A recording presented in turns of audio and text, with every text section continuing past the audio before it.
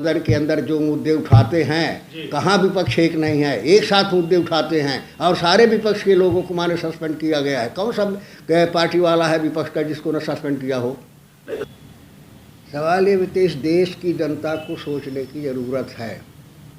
Bharatiya Janata party की मोदी सरकार प्रजातंत्र विरोधी सरकार है, जनतंत्र विरोधी सरकार है और ये जवाबदेह सरकार नहीं है, ये तानाशाह सरकार है। और तानाशाह की परिभाषा ही होती है कि जो तानाशाह कहे वही सच है, जो वो सुने वही सच है और जो मर्जी हो उसके वही कानून है। इस आधार पर भारतीय जनता पार्टी की सरकार चल रही है।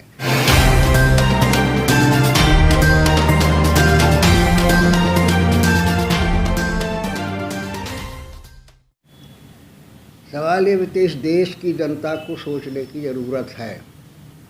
भारतीय जनता पार्टी की मोदी सरकार प्रजातंत्र विरोधी सरकार है, जनतंत्र विरोधी सरकार है और ये जवाबदेह सरकार नहीं है, ये तानाशाह सरकार है। और तानाशाह की परिभाषा ही होती है कि जो तानाशाह कहे वही सच है, जो वो सुने वही सच है और जो मर्जी हो उसके वही कानून है। इस आधार पर भारतीय जनता पार्टी की सरकार चल रही है।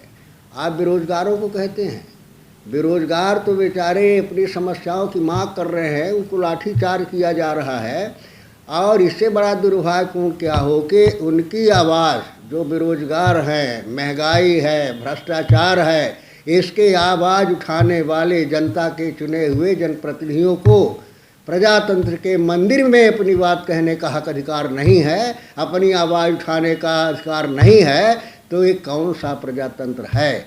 इससे बड़ा प्रजातंत्र की हत्या क्या हो सकती है जो खुलेआम मोदी जी कर रहे हैं।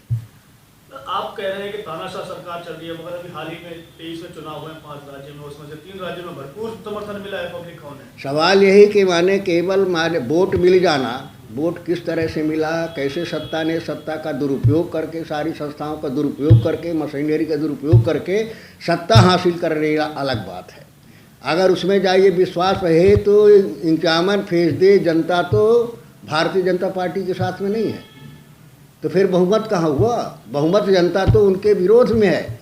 लेकिन किसी तरह से सरकार बना लेना ही वो जनतंत्र नहीं है और उसे का जो उनके हाथ में चाबी है, सत्ता है, हमारी संवैधानिक संस्थाएं हैं, कानून है, सबका दुरुपयोग भारतीय जनता पार्टी की सरकार कर रही है, मोदी जी कर रहे हैं। इसके आधार पर उन्होंने सत्ता में हासिल किया सत्ता को और इसी वजह से सत्ता का उन्हें नशा है जिसमें कुछ देख नहीं रहे।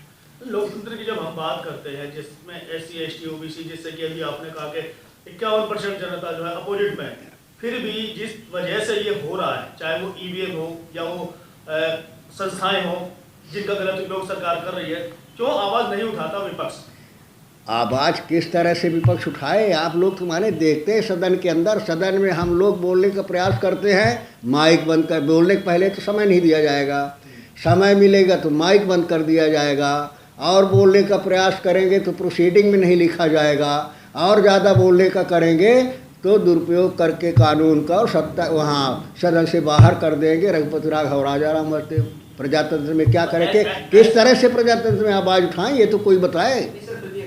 राहुल गांधी जी ने एक बार भी ये नहीं कहा कि भाई हम विरोध करते हैं चुनाव का या बहिष्कार करते हैं चुनाव का, क्योंकि जिस तरह से EVM का घोटाले की बात तो होती रहती है, पर घोटाले का विरोध के लिए कभी राहुल गांधी जी नहीं बोलते।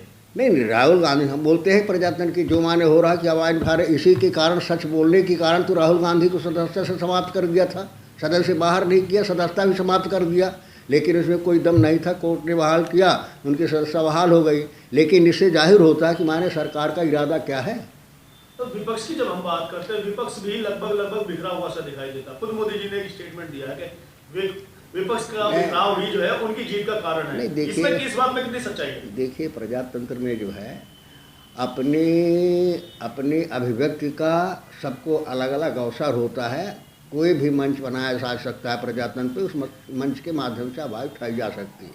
उसका मतलब ये नहीं होता है कि 2 आदमी सच कह रहे हैं इस वजह से 2 आदमियों को कुचल दो, प्रजातंत्र जो है सबके हितों की रक्षा करता है।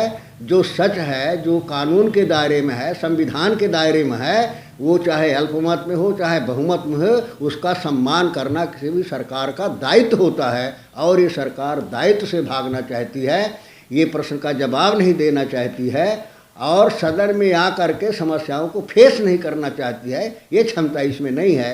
इस वजह से जब डरी हुई सरकार होती है, इन चीज़ों में कमज़ोर सरकार होती है, तो तरह तरह के बहाने बना करके जनतंत्र की आवाज़ को दबाने का प्रयास किया जाता है।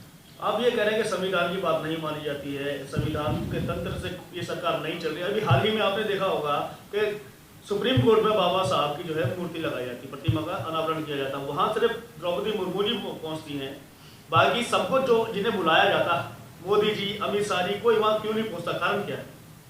अवेयर पहुँचे, वो जाने कारण क्या है। अभी तो क्या वो लोग मानते आप नहीं ये संविधान बताइए को? कि संसद भवन का उद्घाटन हुआ। जी। संसद भवन लोकसभा और राज्यसभा दोनों होता है, और जब संयुक्त सामान्य उसका सम्मेलन होता है तो राष्ट्रपति ही उसका सर्वे सर्वा होता है, उसके माध्यम से ही होता है। उस राष्ट्रपति को इसमें नहीं बुलाया गया। जी।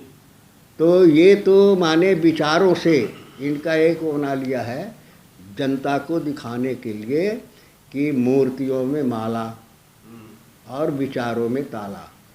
मूर्ति में माला चढ़ा करके जो है और सबको माने करो कि हम इसके पूजक हैं, और उसकी विचारधारा को जहाँ जितना हो सके उसकी हत्या करो, वो न बढ़ने पाए, उसकी जानकारी न होने पाए, तो फार्मूले पे काम कर रही है। विपक्ष आखिर एकजुट क्यों नहीं है आवाज उठाने के लिए या लड़ने के लिए? नहीं, विपक्ष में भी आप अलग तरीके से लड़ रहे हैं। अरे आप ये बताइए कि सदन के अंदर जो मुद्दे उठाते हैं, कहाँ विपक्ष एक नहीं है, एक साथ मुद्दे उठाते हैं, और सारे विपक्ष के लोगों को माने सस्पेंड किया गया है। कौन सा पार्टी वाला है विपक्ष का जिसको न सस्पेंड किया हो? नहीं तो जो लोग सस्पेंड हो जाते हैं, चुपचाप बैठ जाते हैं, क्यों नहीं इस तरीके से पब्लिकली ये कहते हैं नहीं तो नहीं तो करें क्या? आप ये बताइए, लाठी मारे वहाँ, लठ मारे सदन के अंदर, क्या करें? प्रजातांत्रिक तरीके से जो विरोध है वहाँ करते हैं, बाहर करते हैं, प्रोटेस्ट करते हैं, जनता के बीच में जाते हैं, तो जो प्रजातांत्रिक तरीका है उस तरीके से करते हैं। तो कहा यह जा रहा है कि जिस तरीके से 3 राज्यों में सरकार इस बार जीती, 2024 का चुनाव वैसे का कहानी आप कहते हो, गाँव में कहावत है कि जबरा मारे रोवे न दे, हैं मार भी करे रोने भी न दे। तो वही सरकार का रवैया है। तो क्या 2024 में फिर से ही सरकार बन रही है क्या? अब देखिए, अगर देश का दुर्भाग्य होगा, अगर जनतंत्र का दुर्भाग्य होगा, अगर संविधान का दुर्भाग्य होगा, तभी ये सरकार बनेगी, अन्यथा नहीं। दुर्भाग्य का मतलब आप थोड़ा सा क्लियर करें। क्लियर ये करना चाहते हैं कि मोदी अगर 24 में आया तो सारी संवैधानिक व्यवस्था खत्म हो जाएगी।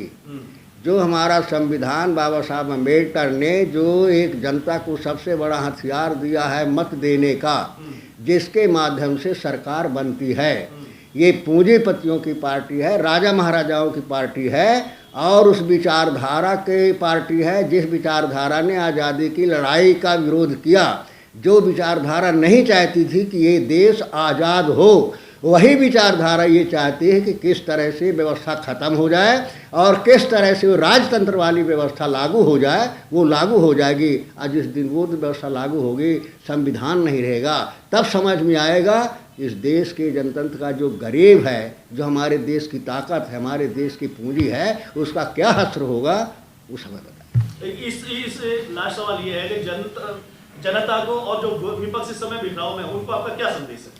नहीं, संदेश का सवाल, हमारा विपक्ष जो है सारा एक है, और इंडिया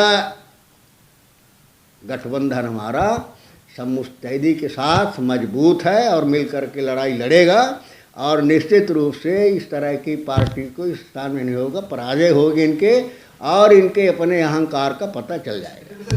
इंडिया गठबंधन पर इल्जाम लगता रहा है शुरू से कि आप लोगों ने इंडिया गठबंधन पर इल्जाम लगता रहा है कि आपने जो दलित पार्टियां हैं उनको शामिल नहीं किया। इसमें ना मायावती चंद्रशेखर की पार्टी है और नहीं, असदुद्दीन ओवैसी की पार्टी है। नहीं, ऐसा नहीं है, इसमें दलित का सवाल नहीं है, इसमें उसका सवाल नहीं। इसमें जो संविधान पर विश्वास करते हैं, कानून पर विश्वास करते हैं, वो सारे के लिए मंच खुला हुआ है। ऐसा थोड़ी कि किसी को हम अलग करने की ये दलित है कि क्या है।